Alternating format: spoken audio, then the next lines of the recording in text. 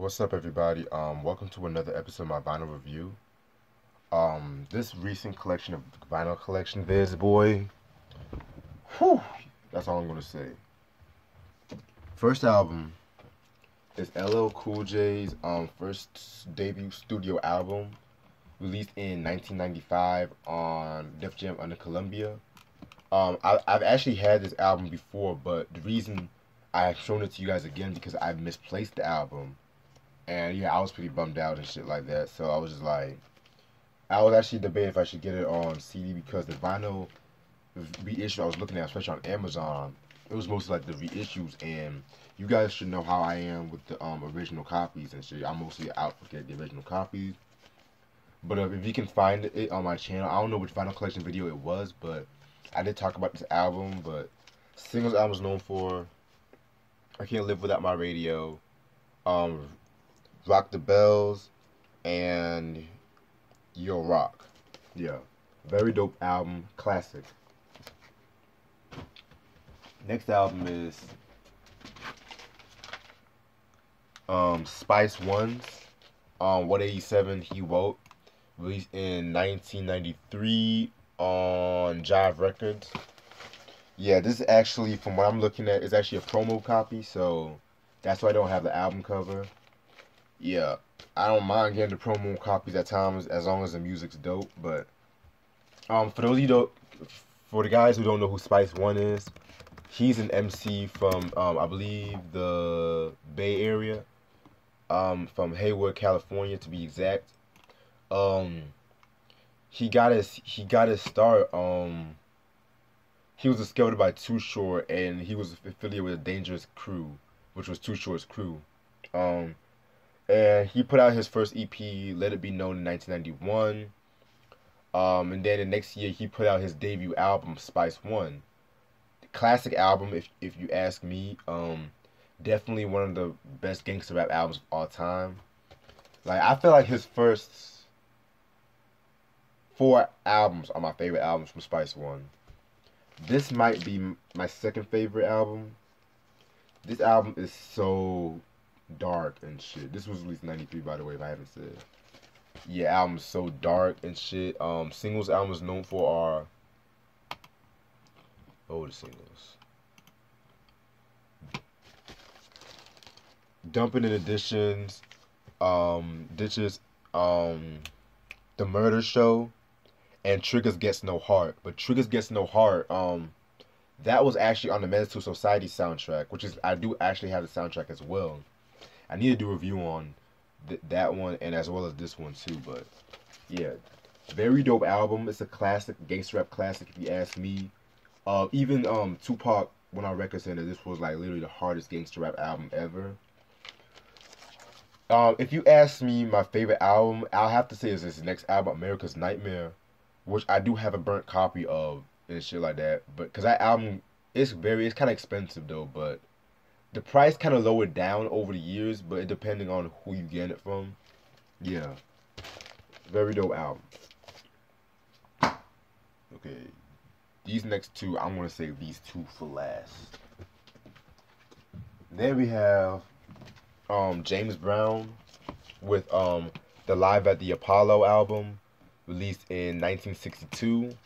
I know what you guys are thinking, that's not the original album cover. Well, yeah, because this is actually the 1982 reissue of the album. And what's interesting about the reissue is if you look closely, track 1 says I'll Go Crazy and stuff. Oh, it was released in 1963. Yeah. And so the song is like I'll Go Crazy, but that was not the original first song on that album, because there was another track before, but it was like an introduction by this guy named Fats Gonda and shit like that, but they kind of combined the two together. So let me tell you guys something. Oh shit, hold on. Very good. This is a very good album. Like, in my opinion, this is maybe among my top 3 James Brown albums and stuff. Like, And it's kind of crazy that he put this concert together and shit like that out of his own money. You know, he had the famous flames and shit. Yeah, and this was a very high seller. It sold a lot of copies, and the label actually was the label King Records. They were actually kind of skeptical about releasing the live album because it had no new songs, basically, and shit like that. But then they just relented and stuff, and the album proved to be a good seller, and a lot of people consider this to be like among I think his breakthrough albums and shit. Because if you ask me, I feel like my favorite years from James Brown, it would have to be 1962 up to 1976, 77. Because I felt like after that, around that time, he was kind of going through that whole disco train a little bit. And I'm sorry, but I can't stand that song. Living in America. I can't stand that song. So, but live performances though, he always did his thing live. So that's one thing I'll give to James Brown. And this is a very good album. If you can find it, it's kind of hard to come by, kind of, but most have your collection. And we got Earth, Wind and Fire's The Spirit album, released in 1976. I have Keep Your Head to the Sky. I used to have Open Our Eyes, but I sold that album. I needed some extra cash, but that album I can just get anytime. So that's The Way of the World, Gratitude. I have I Am, but I kind of misplaced it around here somewhere, and Raise. So yeah, this album's singles are Getaway, Saturday Night, and On Your Face. This is a very interesting album because if you guys know who Earth, Wind and Fire are, you guys should know that Charles Stepney was like producing like some of like the biggest and like most like critically acclaimed albums and shit like that. So he had a heart attack during the making of this album. And what's very crazy was track number 4, the song Spirit, was basically like a tribute to like his excellence and shit like that. And I read somewhere that while they were recording it, they found out the news that he died and shit. So that's crazy as hell though. And so Maurice White, he took over the production for the group and shit like that. And if you would hear the differences with the sound, Maurice White, he's like more of the whole African influenced, kind of like experimental sound and shit like that. While like Charles Stepney would have like more of like a jazzy, little funky kind of vibe. Although Maurice White, he still has some funky rhythms though, but I'll just say that talk. I'll say that talk when I'm talking about this album, man. But overall, this is a very underrated album. It's very slept on, if you ask me. This album basically was kind of dark and shit like that. Had a couple of dark introspective songs because you guys should know that's The Way of the World. You know, that was like a happy-go-lucky kind of album and shit, and people weren't really ready for this. But I'm gonna say most of my thoughts when I review the album. Earth, Wind and Fire, Spirit. Then we have Atlantic Star with Radiant, released in, this is the third studio album, released in 1982. Atlantic Star, you guys should know who they are. I have a copy of the what's the name? All in the Name of Love album, which is a very solid album and stuff. What's interesting about this was released during the what's the name? Yeah, the Sharon, I found myself the Sharon Bryant years and stuff like that. Who I feel is a very slept on vocalist, if you ask me. But yeah, this album, I heard a couple of joints from this album and stuff like that. It's very solid album. I like what I heard. The song "Am I Dreaming" though, oh my god, love that song. And that song was actually covered by, if you guys should know, Keith Sweat's group Old School. What features I think Keith Sweat was on the song and Escape, so that was a very cool song. And they were working with the producer who worked with Jackson 5, James Anthony Carmichael. So yeah, this is a very dope album. And you guys should know I prefer like the Sharon years over the Barber years, which no shots against both, but it's just that I like their music was like more the R&B was like the R&B like their music around the Barber era was kind of like polished a little bit, but this had that nighttime R&B kind of music and shit. You guys should know what I'm getting at. This album, whew, you guys are not ready for this one. Like these next couple of ones, you guys are not gonna be ready for. So it's Critical Beatdown by Ultramagnetic MCs, released in 1988. But at the same time, this is actually the 1997 reissue, as it says right here. Like, cause the original version is long out of print, if I'm not mistaken. So, yeah. Ultramagnetic MCs, like, you guys should know who they are.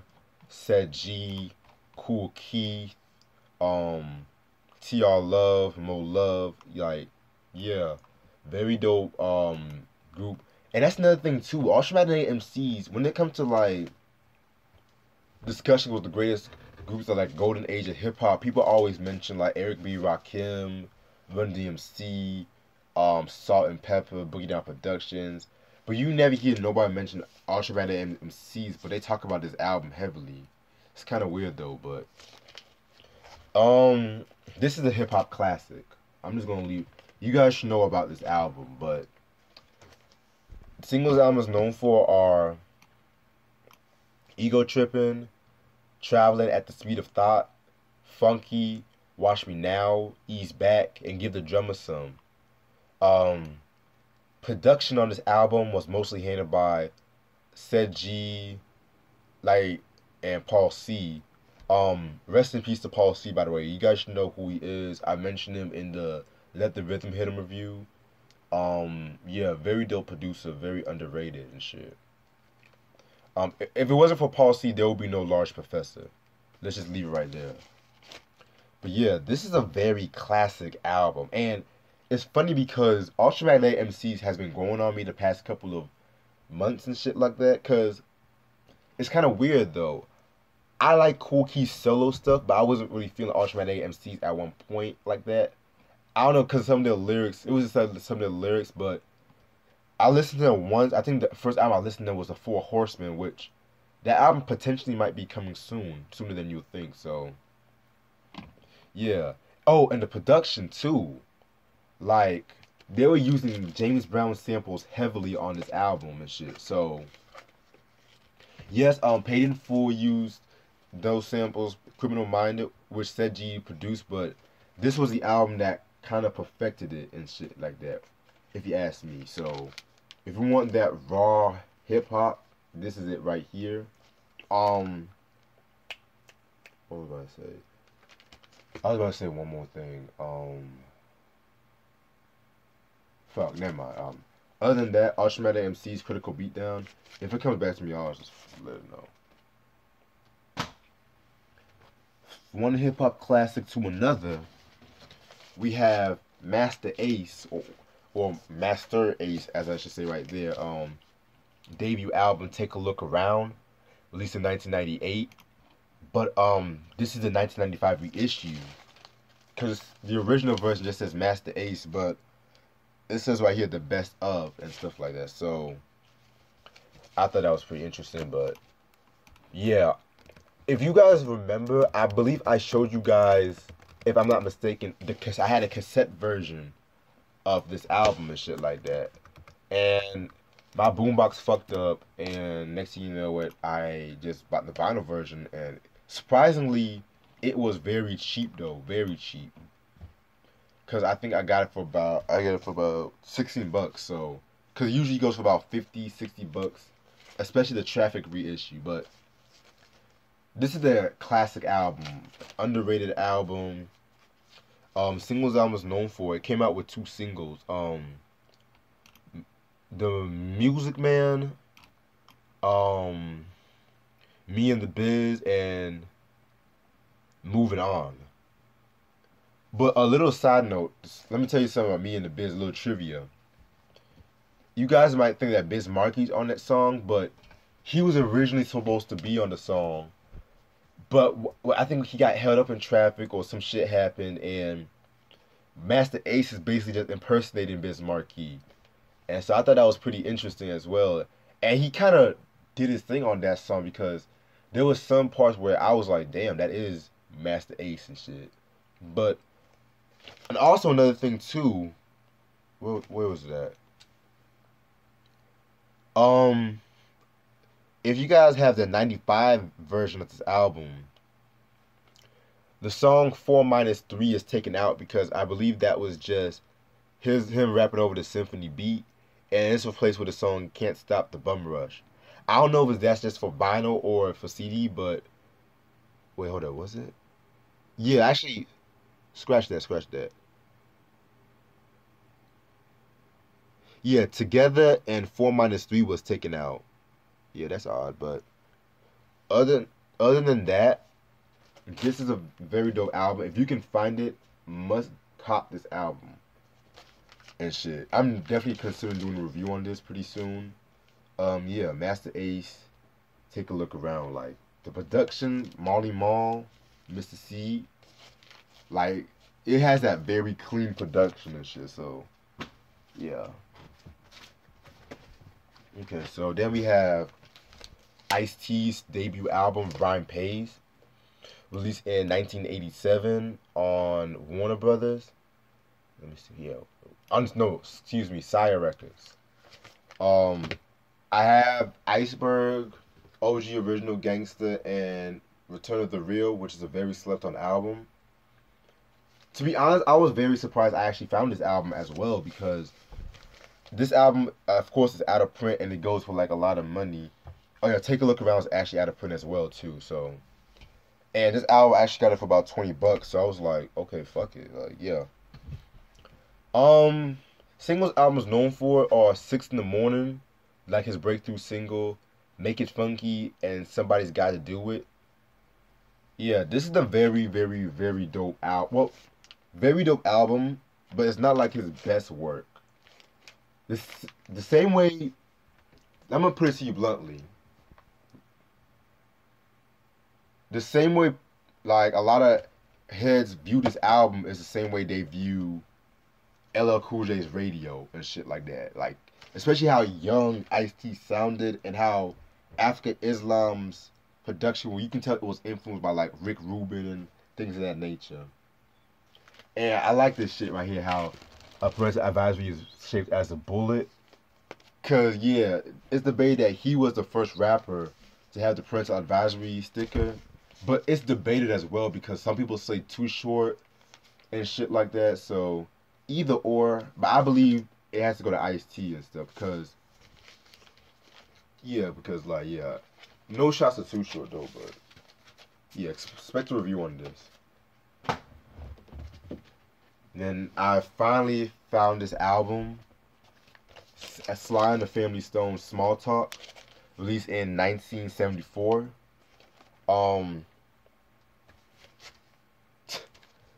Yeah, singles I was known for are Time for Living, Small Talk, Loose Booty, and Can't Strain My Brain. A lot was happening to Sly around this era. Like, as you can see here, he was married, had a son. He had to cut some members off the Family Stone, some more members. And the album was known for, it had like a lot of strings on the album. And I said I was going to do a review on this album, so stay tuned on that. That's all I'm going to say. Then I have Frank Zappa with, I'm going to see if I'm, Chic You Booty, released in 1979 on his record label, which is the first album he released on this label, and CBS International. Singles I was known for are Dancing Fool and Bobby Brown. You guys should know who Frank Zappa is. I'm a huge fan of his work. I have the Mothers of Inventions. We're only in it for the money. His Apostrophe album. Do I have any more albums from him? I can't remember right now, but I'm kind of almost running out of time. But